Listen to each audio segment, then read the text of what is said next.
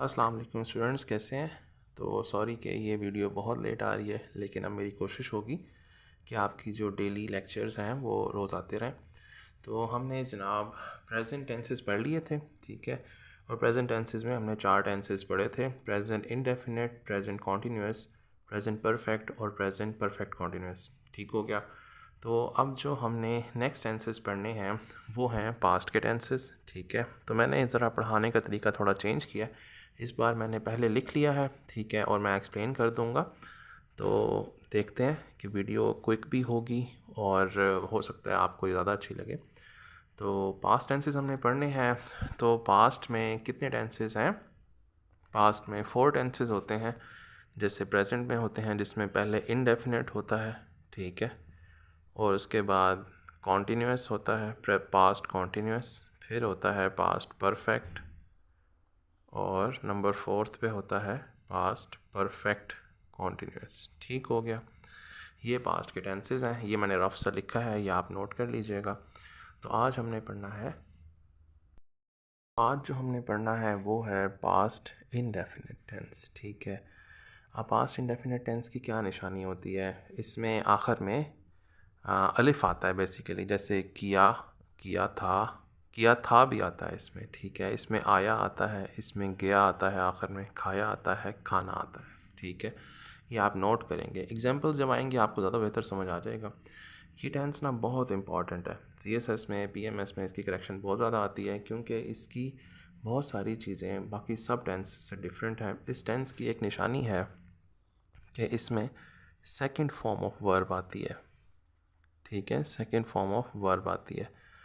इस टेंस के अलावा किसी और टेंस में सेकंड फॉर्म ऑफ वर्ब नहीं यूज़ होगी, ठीक है। That is very special tense. Third form बेशुमार टेंसेस में यूज़ होती है, फर्स्ट फॉर्म भी यूज़ होती है, लेकिन सेकंड फॉर्म सिर्फ पास्ट इनडेफिनिट में यूज़ होती है। जहाँ भी अंग्रेज़ी में सेकंड फॉर्म लगी हो आप समझ जाइएगा ये पास्ट इनडेफिनिट टेंस है। अब इसका फार्मूला आप समझ लें, सब्जेक्ट होता है, सेकंड फॉर्म ऑफ वर्ब होती है, ऑब्जेक्ट होता है। एग्जाम्पल्स पे आ जाते हैं, ठीक है। फिर से सुन लें फार्मूला, सब्जेक्ट होगा, second form of verb plus object, ठीक है। अब आ जाएं एग्जाम्पल्स पे। इसने मुझे फ़ोन किया, he rang me up. Rang second form है, ठीक है। रिंग फर्स्ट फॉर्म होती है, ठीक है जी। रैंग थर्ड फॉर्म भी रैंग होती है, ठीक है। अब आप आ जाएं जनाब इसकी सेकंड एग्जांपल पर। हम कल चिड़ियाघर गए थे, ठीक है। अब इसमें आखिर में थे आ गया है, तब भी ये पास्ट इनडेफिनिट ही रहेगा। We went to zoo yesterday. तो we went to zoo yesterday, हम कल ज़ू गए थे, ठीक हो गया। अब आप इस तरह भी लिख सकते हैं, हम कल चिड़ियाघर गए थे, ना लगाएं तब भी कोई मसला नहीं है, तब भी ये पास्ट इनडेफिनिट ही रहेगा। पास्ट इनडेफिनिट बेसिकली माजी करीब में किया हुआ काम होता है, जिसमें जिसे किए हुए ज़्यादा वक्त ना गुजरा हो, ठीक है। माजी करीब, पास्ट नियरेस्ट पास्ट में होगा, ठीक है। We went to zoo yesterday. अब आप आ जाएं इसकी नेगेटिव सेंस के ऊपर। इसकी नेगेटिव सेंस भी बहुत स्पेशल है, ठीक है। इसमें ना डिड का इस्तेमाल होता है, ये मैंने मेंशन किया है। इसमें ना डिड का इस्तेमाल होता है और किसी और सेंस में डिड का इस्तेमाल नहीं होता। तो इसका फार्मूला आप समझ लें नेगेटिव सेंस का। इसमें सब्जेक्ट आता है, डिड आता है, नॉट आता है, और डिड के साथ फर्स्ट फॉर्म आती है। That is very important. यहाँ पर सेकंड फॉर्म आती थी, इसकी सिंपल सेंस में सेकंड फॉर्म आती है, और इसकी जो नेगेटिव सेंस है उसमें डिड के साथ फर्स्ट फॉर्म आती है। जहाँ भी डिड होगा, जो भी अंग्रेज़ी, चाहे वो डॉन में आप पढ़ें, पेपर में पढ़ें, चाहे आप उसको बुक में पढ़ें, डिड के साथ हमेशा फर्स्ट फॉर्म आती है। इसमें कोई एक्सेप्शन नहीं है, कोई ऐसी चीज़ नहीं है कि चलें जी डिड के साथ हम सेकंड फॉर्म लगा दें, थर्ड, ऐसा नहीं हो सकता। डिड के साथ हमेशा फर्स्ट फॉर्म आती है, ठीक हो गया। फॉर्मूला फिर से सुन लें, subject did not plus first form plus object, ठीक है। अब आप इसके एग्जांपल समझें ताकि आप लोगों को समझ आ जाए। इसने चाय नहीं पी, he did not take tea. Did लगाया है, नॉट लगाया है, फर्स्ट फॉर्म लगाई है, ठीक हो गया। Did not take T.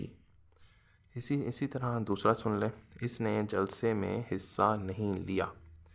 जलसा आपको पता है क्या होता है, जलसा, जलसा जुलूस। इसने जलसे में हिस्सा नहीं लिया, he did not take part in procession, जलसे को प्रोसेशन कहते हैं, पब्लिक मीटिंग भी कहते हैं।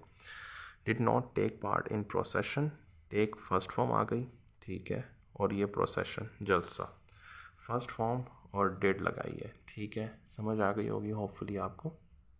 अब आ जाते हैं इंटेरोगेटिव सेंस में।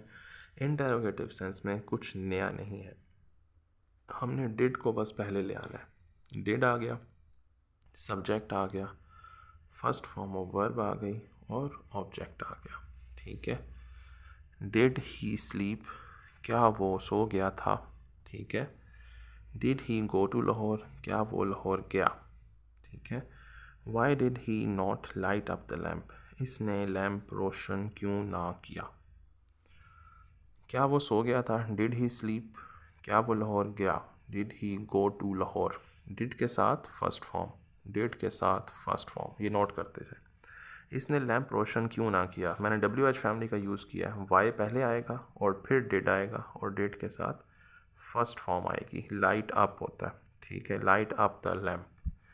अगर थर्ड फॉर्म होती तो लाइट एन अप होता या लाइटेड अप होता, ठीक है। तो ये आ गया आपका पास्ट टेंस, क्योंकि मैंने पहले लिख लिया था तो ये शायद जल्दी हो गया है।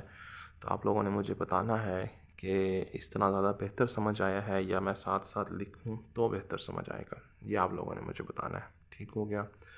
तो इसे आपने नोट करना है और नोट करके समझना है। नेक्स्ट टेंस होगा पास्ट परफेक्ट टेंस।